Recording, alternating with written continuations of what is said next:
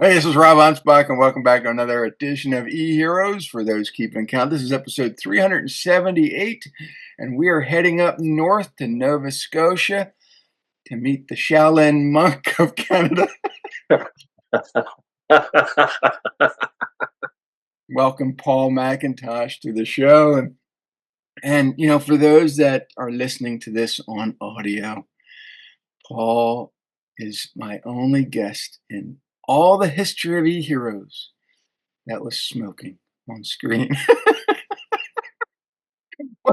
You know, it kind of fits in with the whole monk theme. It kind of fits in. We're going to talk about Stoicism too, and I think it goes well with everything that's being thrown at us today, especially on social media. With everybody's triggered about something political or not. Um, and it's just. I think sometimes we need to step back and just look at the lens from a different angle. So, Paul, thank you for being here. And I think this is going to be fun. Well, thanks for having me. Thanks for asking. I was shocked, when the request came through. Like I said to you, the instantaneous response that I always take that is that, well, there was a fear thing in there. Okay, so there's fear, so I have to look at this and say, is this something I need to deal with and participate in, and where will it? And so, of course, I went through all that in my head in about a millisecond, and then talked back to him. And now we're here. And Yeah, now we're here. and I get that a lot. I'll invite people on the show, and they'll say, "Well, can you send me questions?" No, I don't even know the questions. It's just a fun conversation, and people have all these thoughts in their minds, and it's like, dude, just get on the show. I know. Well, of course, I thought, well, geez, I should probably prep for this thing with Rob on Monday. And I was thinking about that on Friday and Saturday. And then, you know what? Fuck it. Like, freestyle is good. It just is the way it is, and I am the way I am. There's no apology or anything. It's just And I think let's that's the best way let's to. explore it. Yeah, let's and I want all the entrepreneurs to understand that you are who you are. Well, don't change it. Yeah. Embrace it. Just get out Oh there yeah. and show people what you can do, what you are, and make no excuses. But here's the problem is that social media came on the scene 2008, 2009, depending on when you got on it. I got on it in 2008. So, you know, and I've been trying to teach people the fun way of using it, the ethical way of using it, and use it as a strategy to help build their business. And here's the problem. Social media gave voice to the people that probably shouldn't have a voice to begin with. And Yeah. they're the first ones that scream victim when they don't get their way. And it shouldn't be used that way, you know. But Yeah, it's human nature, and I got online in '97. Bob Proctor was my first uh, mentor online and offline too, actually. But so we've got like a kind of a length there. I started off in SEO on building WordPress sites when that came out, and then just sort of went from there. But the background has always been an Eastern philosophy, a shiatsu background, trained shiatsu therapist. So, but it's really when was it? It's in a forum, 2008. The owner of the forum was at a seminar in Austin, and he came back to the forum to tell us that this woman had been on stage and said the new thing for being online is authenticity. I So mean, I've everybody thinks this is a new thing, right? yeah, I mean, I've said that to a lot of audience members, and here's the problem: is that the average entrepreneur doesn't understand authenticity. They think, "Oh my god, I have to be like someone else. I have to do this. I have to do that." But, Yeah. they spend too much time copying somebody else, thinking that's what authenticity means, and then they say, "Well, Well, I then, can't be myself. yeah, Nobody will accept me." right. I'm gonna say fuck, and everybody's gonna freak out. I started embracing my sarcasm, years ago, when I first got on social. I walked the eggshells. I was trying to be politically correct, and I'm like, "I can't do this anymore." First of all, it's It's too hard hard. to be politically correct. Yeah. I just gotta be me, and so I started writing and letting my sarcasm flow, and I was getting more clients because, I was being Yeah. me. And I found that's typically the way it is. Like, I'm a 69-year-old, sarcastic, cynical, grew up in the '60s and '70s kinda guy, and I spend more time shaking my head and laughing at a lot of this stuff. Manufactured authenticity is a wonderful thing. Mhm. Um, but and really, touching on the whole stoicism thing, and people's emotions are just, they're on the edge. Everybody's just right there waiting to get flicked. Mhm. But stoicism, what we have control of and what we don't. And if everybody asks themselves that question during the day, like, do I have any control over the outcome of this situation? Well, I don't really. So why bother with it? Right. You And know? I know a lot of people have confused stoicism with being a Vulcan. I've been accused of Yeah. being a Vulcan, not showing my emotions, and it's not about suppressing emotions. It's just about, not getting excited about what people are sharing. Yeah. Like, the emotions are still there. They're and they're not controlled. They're in balance. Yeah, and one of the You things know. that I love to share with people, because in marketing we have the fear of missing out, FOMO, and we try to drive our marketing message to get people into that FOMO state.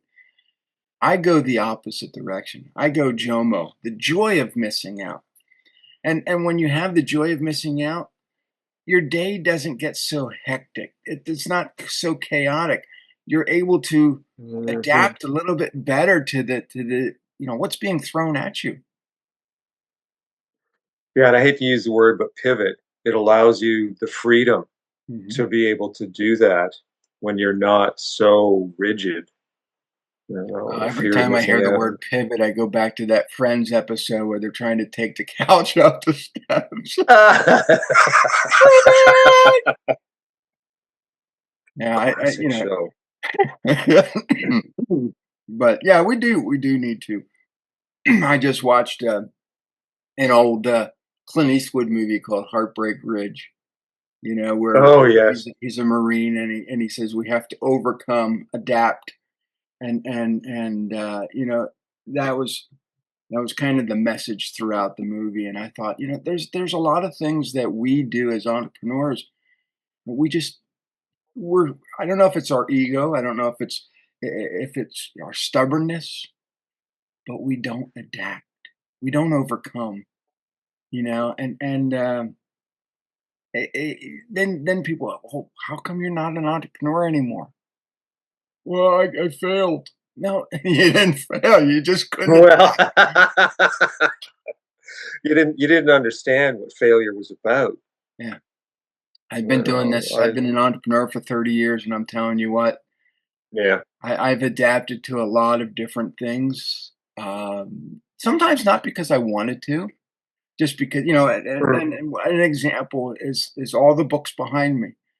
I started out as a marketing company, and then we entered mm, into the social media era. So now I have to create content for people, and it was just that natural progression of I needed to get a book out there to show people what we could do as a marketing company. So I wrote one book about social media.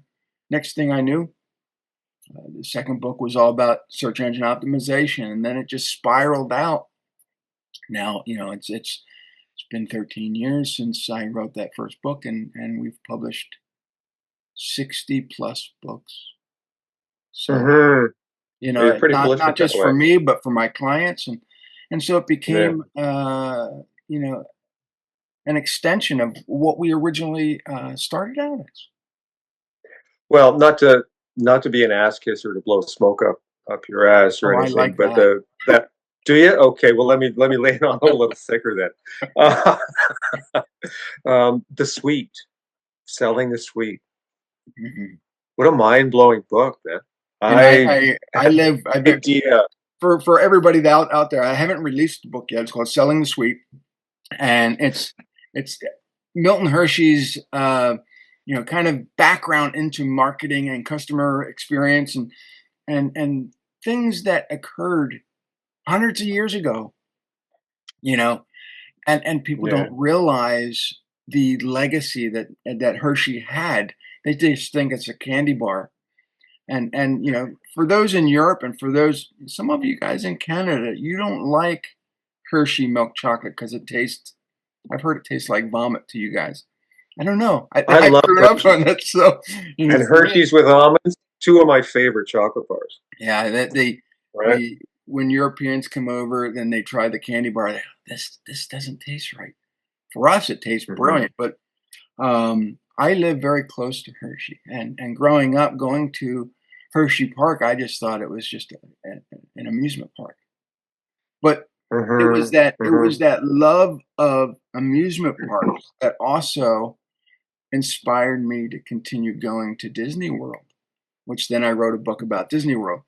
So everything that we do in life can inspire you if you take the opportunity to let it.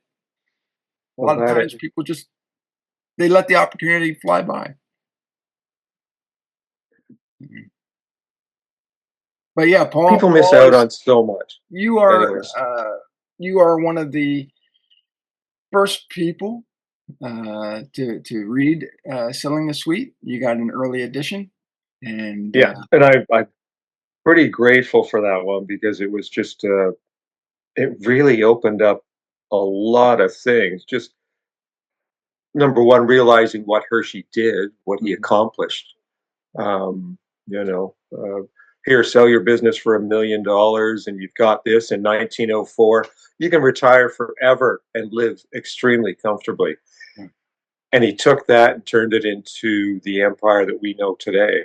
yeah, And how you explained how he did it, you the know. Hershey Uh, Foundation, which is the boys' school, um, they control the Hershey company, and that that is a legacy on itself because thousands of kids have gone through that school as a result of one man's vision.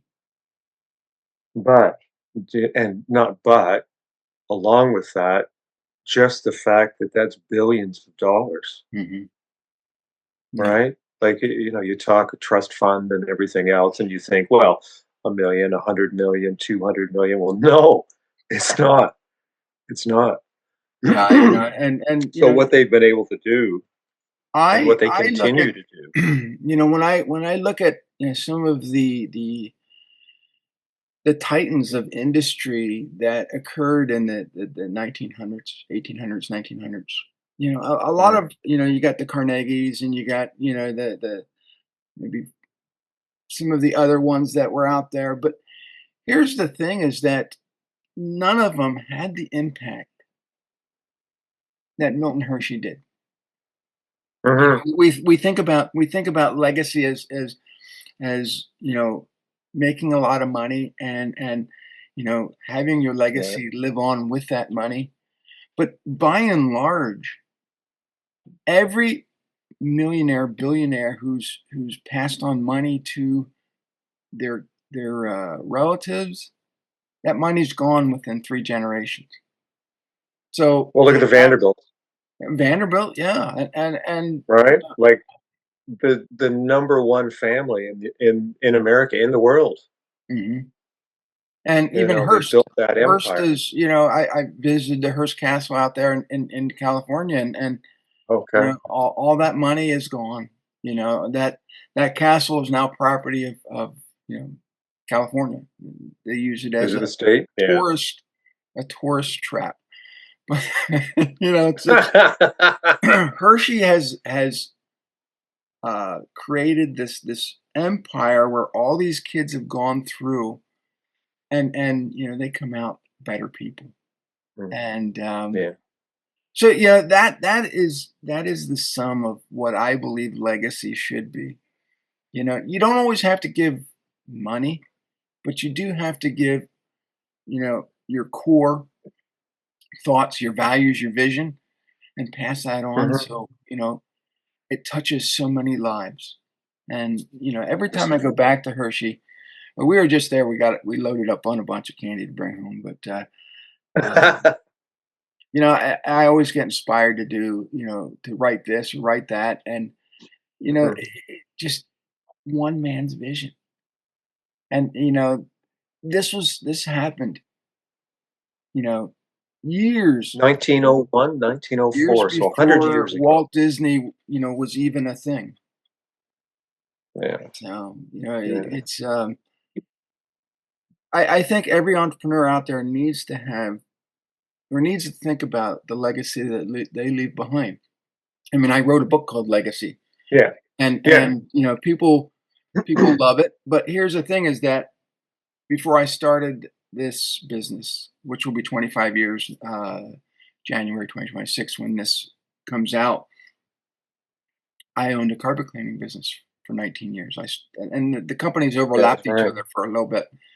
And when I first started, I didn't think about legacy. I thought about the next job. I thought about buying groceries. I thought about paying rent. Groceries, You paying know, rent, and exactly. and so my goals at the time were very short term. But they were more related to me living. My family living. Um, I was chasing that dollar to pay for stuff. And then when I started learning about legacy, I wasn't chasing anymore, So here's a because question then. Who who was it that instigated legacy in your thought process?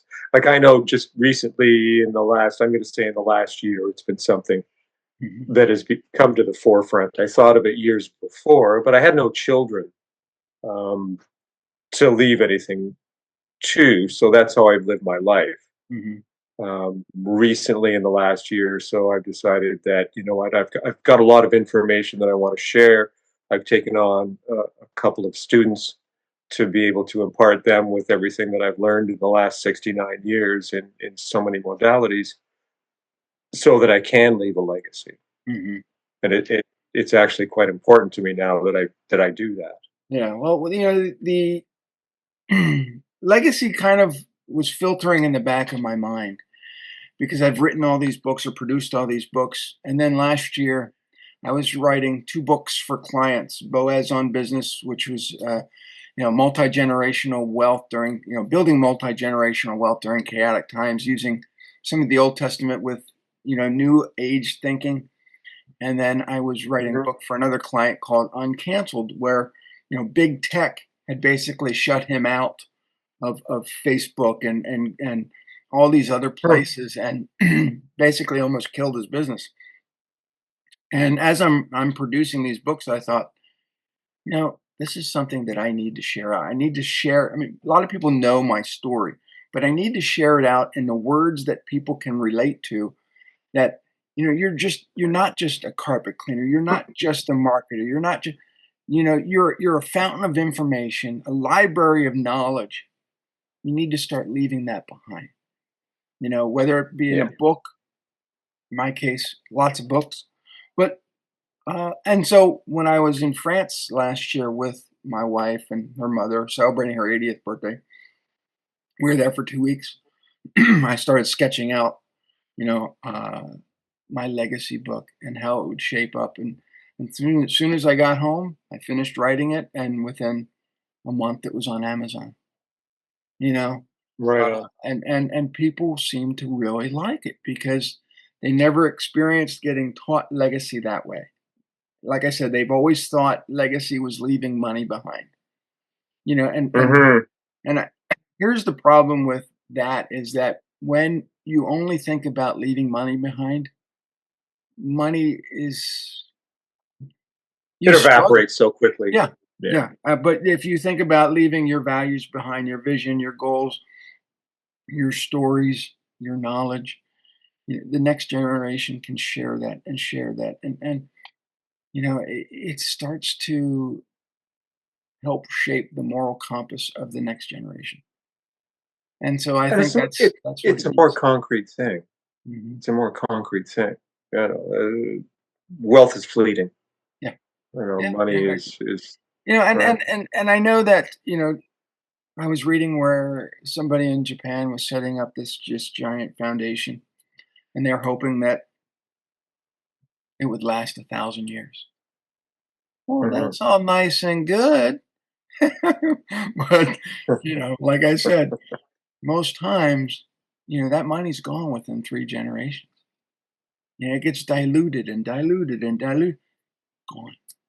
So, Well, it's interesting because there's a Chinese and Japanese philosophy of seven generations, and it's here with the indigenous people in North America as well. As you're what we're doing today, we're doing for seven generations down the road, and that's how they look at it. Which, in a lot of ways, gives the Chinese and Japanese a really big advantage over us because mhm, we're, for the most part, everybody's only thinking of today. yeah, yeah. You know? It's So well, it's instilling that in a when culture I was over today. in Europe, I noticed though a lot of the homes had been passed on from generation to generation. The one we stayed in, which was now an Airbnb, had gone through 8 generations. So it's been Yeah. around. Here in the United States, there is no passing of houses, The average person stays in their home 7 years at most. Now, I'm not average. I've been here for 20 some years, and I think this is the house Hmm. I'll probably die in. But, and But are you I going to got leave? Are you going to leave it to your kids? that's the plan. But, I That's the got plan. 6 kids, so they're gonna fight about it. So, you know, Well, let them. But and we're that's the thing supposed. about the way the laws are here is that, you know, you gotta be crystal clear on what you want the next generation to do. Yeah. So, if we give somebody a home, we hope that the other siblings don't fight them, and then the house gets sold and split anyway. So, you know, Mhm. everything that we do, whether it be an entrepreneur or as, just a regular person, needs to be written down, needs to be documented so that, when you pass on, someone has instructions. And I think a lot of times we forget that. I think in most cases, yeah, it's not really clear. Right. Um, we're not told those things. You don't learn that in school. As entrepreneurs, uh, we hope that we get that message, but preoccupied with what? Preoccupied with just creating and growing something, and not thinking of most people don't think of an exit plan. You No. don't see a lot of people teaching about exit plans. You teach they're being taught or told that you need a 5K, a 10K month, or a six figure year to be successful. But there's no, okay, well, now you've got this. What do you do with it afterwards? It's Yeah. all about the now, which And, is, and if you listen to Eckhart Tolle, that's about all that the I world is. I love my phone as a tool. The problem is Yeah. that sometimes it becomes an umbilical cord and I can't detach from it, just like everyone else out there. We have to check our phone every 7.3 seconds. And then we lose That's how touch it with is. reality. We're locked into this fake world. And it's not And that people on social media aren't fake. It's just they're not as real as could be had you taken them to dinner or had a beer with them or You know. I was going to say, yeah, I'm not sitting down having a drink of scotch with them anytime soon, with the majority of them. So, but there again, Stoicism creeps in there because Stoicism teaches us that you need to work with nature, not against it. Hmm. Take a walk in the forest or down the street, or whatever. I love where I live because I can walk down any street and anybody I meet will smile and say hello, good morning, or good afternoon, or how you doing. Hmm. Everyone, Yeah, and that's why I live in a small when town too, and you yeah, know, I used to live it's in the city, and you'd walk down the street and you'd get an "F you," get out of my oh way. yeah, What? yeah. Like I remember coming up out of the subway, and I was looking for a bookstore that I frequented in downtown Toronto, and a couple of young women were walking towards me, and I went to ask them to remind me where that bookstore was. They ignored me as if I didn't exist and just kept walking by. And I just went, wow, fuck. Mhm. That is just wonderful. I'm glad I don't spend too much time here. I don't know. It's, Yeah, it's crazy, and you know, but you talked about, kind of going with the grain, you know, uh, mhm. not causing waves, and but then there's other people who say, well, you got to stand for something, and then they take Or their you fall for crusade. anything. Yeah, then they take their crusade, and yeah, There hasn't been a good cause since the 60s, Rob. Come on, let's face it. that's before my time. Or they, and here's the, and I don't like to bring politics into the thing, but people either love Trump or they hate Trump, and those that hate Yeah. him, those that hate him, they'll have his thoughts in their head every day. I'm like, why are you giving him space in your head or Yeah. anything out there?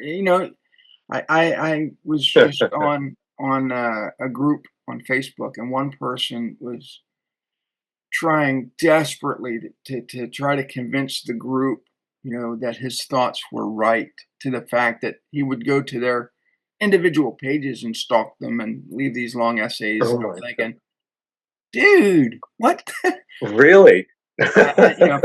Finally, enough people complained that he got his page shut down. But here's the thing: is that why don't you just walk away? You know, Right. why is your ego so bad that it just forces you to fight a cause that you're not going to win? And that, I think that's the problem right now, is that everybody wants to be heard, but you know they're doing it in the wrong way. They are. You're forcing the river, and the river doesn't get forced. Just it's not going to happen. And you know the story about Howard Stern, right? When he first started out. When I believe so. okay, okay. So when Howard first started out, and all of a sudden he was getting all this terrible press, and people were hating on him and everything. The radio station did a survey, and they found that a good majority of the people that were actually listening to him hated him, but they were listening to him so they could find the next piece of shit that he did so they could complain about it. Hmm. So hater followers are a value, and we should thank them sometimes. I don't know, but it's interesting the way people respond Yeah, to situations or emotions. I don't yeah. know, and that It's is it. That are their emotions so unbridled and out of control that they're just so easily, we'll use triggered, I guess, because that's everybody can understand that word.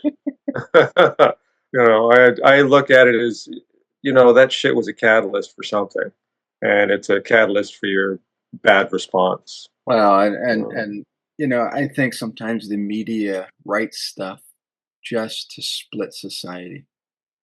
You oh, know, guaranteed, we know they do. yeah, Uh, you know, and that's, and or that's where at least in my world, that's a given. and You that's know. where stoicism comes in, and because you learn to look at what the media is doing, and you can decide. is this the fight that I want to join, or do I just want to Yeah. ignore it for now? And I'm not saying that you It's, should fight every cause out there, but you know, don't let it rent space in your well, head and control your every move. the more you fight something, the bigger it gets. There's the story of the two snakes in native culture, and the silver one got fed, and the gold one didn't, and the gold one shrank away. But the more the silver one was fed, the bigger it got until it consumed the village. And that's the way it is with hatred, right? Yeah. So what So, got you into the whole, stoicism thing? Because not a lot of people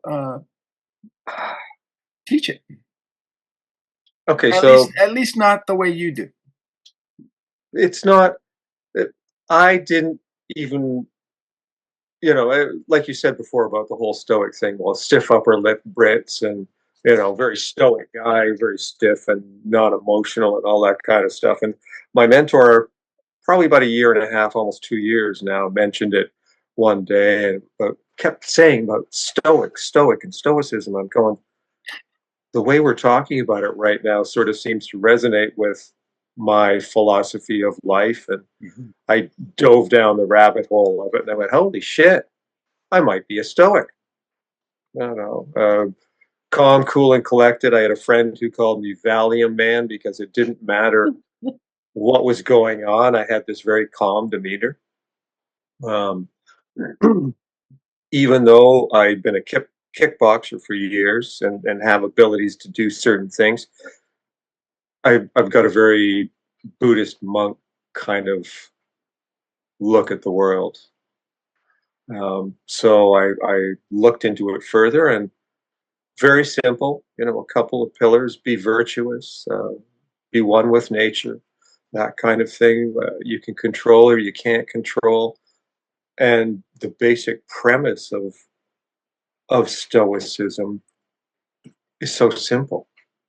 And just by looking at that and using the principles of Stoicism to guide your life it just makes things so much easier and simpler to deal with. But then you have probably the haters. Oh yeah, probably, probably. Yeah, they're out there throwing stones at you going, "That's not right. That principle doesn't apply. Stop being that way." Yeah, well, that's nice. That's nice. But, I I do But I do like your website, for all those out there listening. well, thank you. Go to Paul's website. It's called Stoicism for Today, and, it's you're right there front and center, and it's just in this peaceful looks like mountain river range and just it Yeah. looks like it's inviting. I mean, I'd go fishing there. Yes, it's out in Vancouver, actually, on the left coast of Canada. It's a pretty nice spot. But you go in Pretty. and you tell people, this is what stoicism's about. This is, are you ready to transform your perspective? And maybe you're not ready, but at least you get the idea of what you can do, how you can be just in that first page of your website. And it's a principle that I think a lot of people need to embrace, especially when it comes to social media. Yeah. We're Oh getting God, way yeah. too triggered now. Yeah, and people seem to be making it a full-time sport. They're unless you're outrageous, audacious, flashy, whatever. It doesn't work for people. It's unfortunate. And there again, I'll go back to the I'm just an old man looking at the in from the out, and wondering if I had grandchildren, how the hell they're going to end up with all this kind of stuff around. And it's a little bit, not a little bit. It's actually a lot disconcerting. And you've got grandchildren, like what kind of a world are we leaving them? Like Yeah, okay. Baby boomers, we screwed up with some things. You're right. Yeah. But you know what? When you pick up that phone, you can thank us as well. Like, it's not all bad Right. what's here, but there is some things that need to be fixing, and we're going to leave it in your hands to fix. And hopefully, we've provided you with the tools. I enjoy,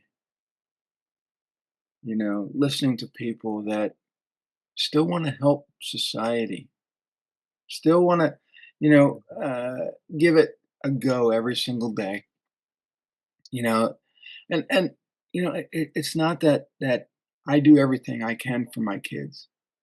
Sometimes I'm selfish and say I don't want to give you a shit. Right. And you that's okay know, too. There's but nothing wrong with that. it's not always about leaving behind to our kids. It's leaving behind to society. What is society, Mm, going to gain from us? I think Nova Scotia, Canada is very lucky to have you. You're very inspirational, and thank you. here's the thing: is every Canadian that I know is doesn't get excited a lot. They don't get mad. They don't get everyone that I've worked with anyway. Maybe different, but um, you know they don't get as triggered as much as we Americans do. So there's that.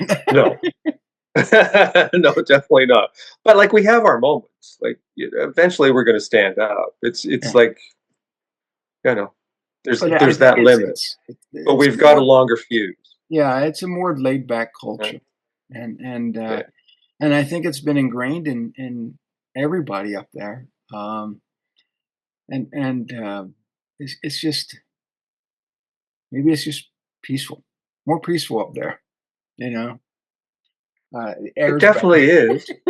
I don't know. There's peaceful places down there too. Like I've been to New Mexico, Texas, Florida, Arizona, all places which I really love. New York State, Oh, maybe not New York City, but you not know, New York City. um, out in the country.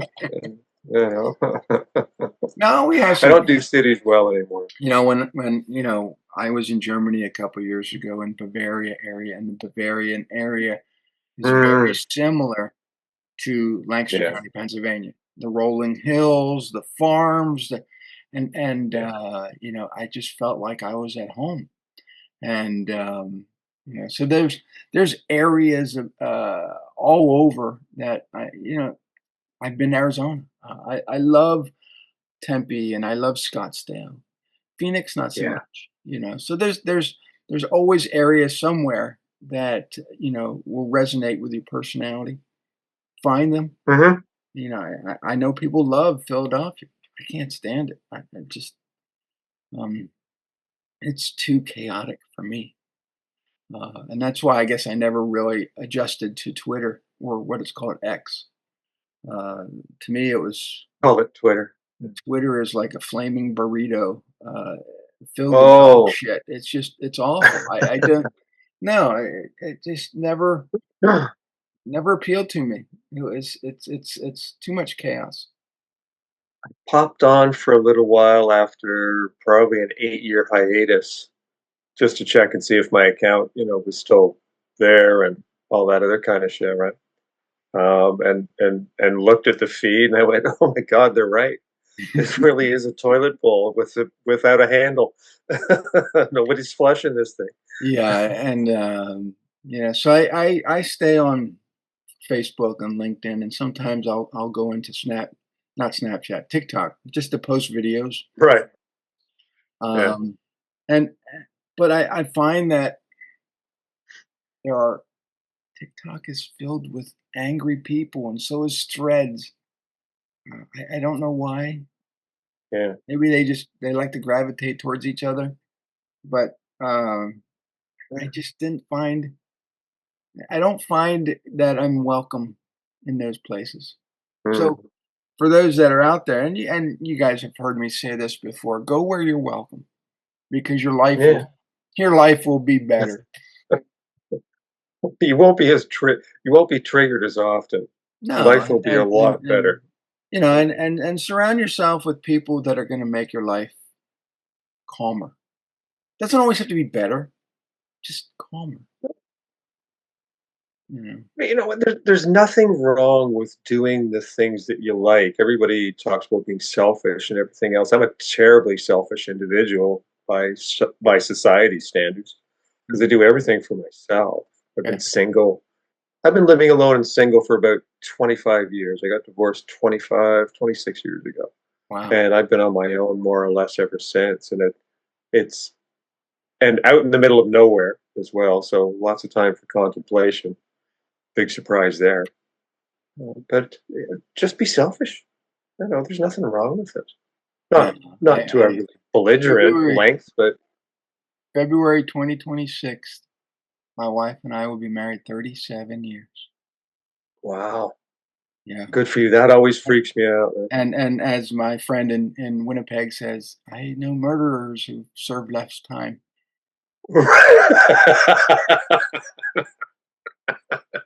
There you go. And his I name's guess it Paul depends on too. how we So look at marriage. Our second Canadian connection. yeah. So I want everybody to visit Paul. Go to Stoicism for today, and check him out. And if it's something that resonates with you, interview him, contact him, go to his social media. And I actually Stalk me. discovered you on Pauline London's Yeah, group page, which is all about copywriters.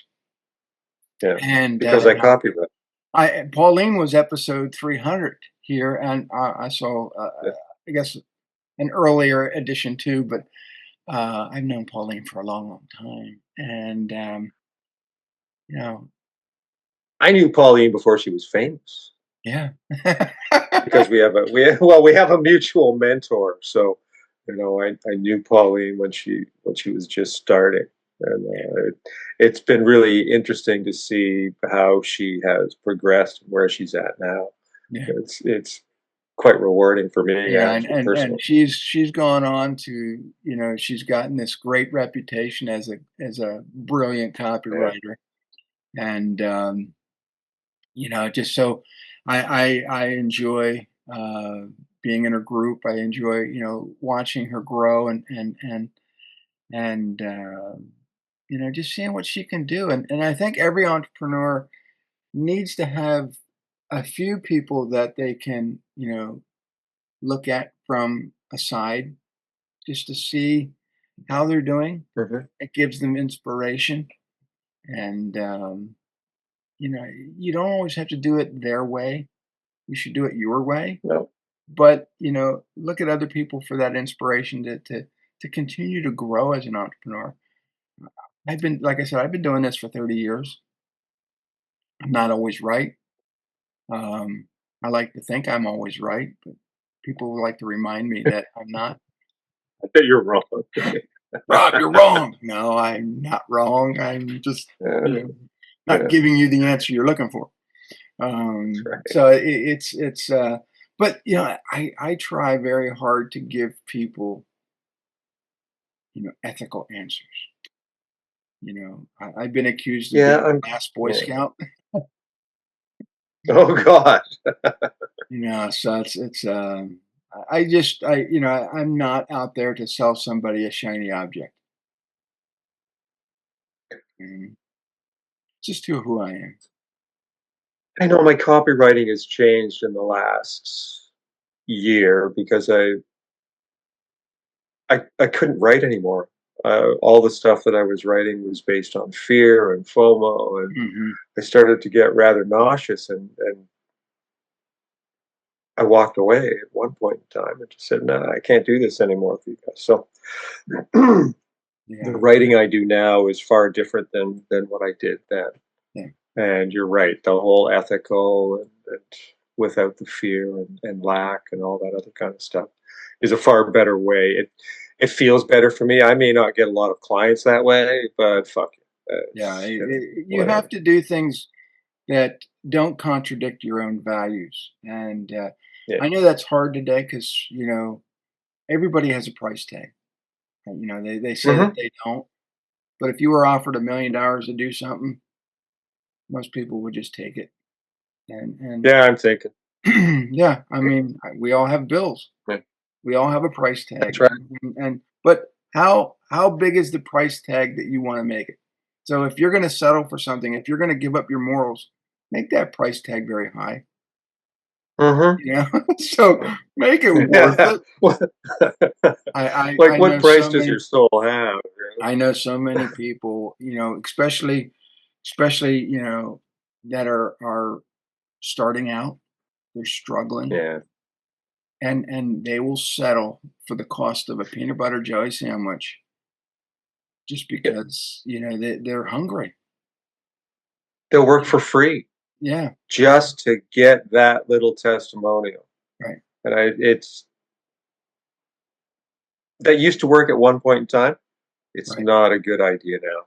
No, These days, no, and no. especially, and early on when I just started being an author there after the first book, I had somebody come out and say, I have all these rich friends. Can you do this for me for free, and I'll refer you to them?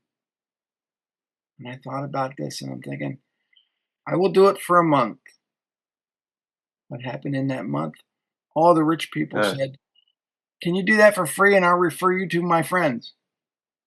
Now I'm yep, doing a bunch of free shit, and nobody's paying. Like that ended yep. very quickly, and I had to say no. And what happened as soon as I said no? They all unfriended me. Yeah, All right, fine. I yeah. don't need your work. Isn't it?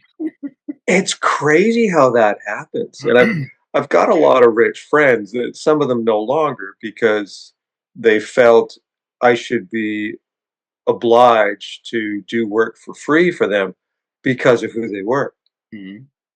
And I just went like, I don't know, man. I still got rent and groceries to buy, so you're paying this guy over here for this. Why should I do for free? Yeah. So, But don't do things for free. Always remember to stick to your guns and charge for what you're worth. And if you're gonna sell out for a large amount of money yeah, because otherwise it's not your worth it. time's worth money. Even if you're charging 25, $30 an hour, if that's where your mindset and your self-esteem and whatever is for now, then do it. Hmm. The thing about life is it does progress. You don't have to stay there. Yeah. And then Uh, the thing is that most people don't know you're a startup unless you tell them. right, And so I unless you think a tell lot them. of entrepreneurs, they make this mistake and say, well, I'm just a startup. I will accept your $15 an hour because, I need the experience. No, you Yeah, don't. You just don't tell them how long you been in business? Well, I've been doing this for a long time. Okay, great. And yeah. you know, I'm going to charge you $1,000, and everybody else is charging 500. Now, okay, justify your price. But if you bring value to the table, ma'am, I guarantee my Then work. that's okay. And if you have a problem, you just come back, you get your money back. And people are like, oh, okay. And what all these guys don't realize is if they go in there with that mindset, without saying, "Hey, I'm just a startup," but charging that $1,000 instead of 500 and build their confidence up, people will usually accept it. Yeah, and that's what I did with my carpet cleaning business. The first 3 years, I struggled because I thought everybody wanted cheap. The problem was is Yeah. the cheaper I was, the next guy would lower his price, and then I'd have to lower my price, and then I'm out there doing work for nothing. And you know, I was going broke. And then Well, I yeah, discovered marketing. I discovered, I learned from Dan Kennedy and Joe Polish and all these great people. I jacked my price up 50% higher than the highest guy in the field. I was getting work left and right. I yeah. expanded very quickly, got more people, I got more trucks, and I thought this is great, you know. And but my kids didn't want the business, and So I sold it after 19 years, and the guy who took it over tanked it within 6 months because his prices were cheap. And I said, "Dude, you charge what I charged. These people are used to paying it." "Oh, no, no, no, I can't Yeah. do that because I want them to understand who I am." And yeah, Well, you're cheap. That's yeah, what you're you are. cheap. Well, wasn't it Dan Kennedy that said competing on price is a fool's game, and Mhm, you'll never win? right. And So let's talk about Dan Kennedy. We got like 2 minutes left, but the funny thing is that I emulated Dan for a long, long time, and mm, and and I met him in 1998, and I thought, this guy's old. Turns out he was only like 15 years older than me, and right. when I started writing books, because he writes books. He's very prolific, and so I knew that he was a Walt Disney fan. So I sent him my Marketing the Magic book, which is all about Disney World, and he sends me this the silver card that you see up there. Hand writes a thank you note. He loves the book. He gives me a testimonial. I'm like, wow, that just only took 20 some plus years to get a review from Dan Kennedy. But Some it's things just are better with time, Rob. yeah. Better with So time. it's Right. I want everybody to understand that entrepreneurism isn't for the faint of heart, and it's also you're playing the long game. Yes. Nobody is an overnight success, so it takes time, and and Yeah. and you can't be an angry, ego-driven entrepreneur, not in today's age. And so if you understand stoicism just a little bit better, you're going to stay calmer, you're going to be able to tackle a lot more things that come at you. They're not going to affect you as much. So go visit Paul at Stoicism for Today, and we'll see everybody on the next episode. Adios. Thanks, Rob.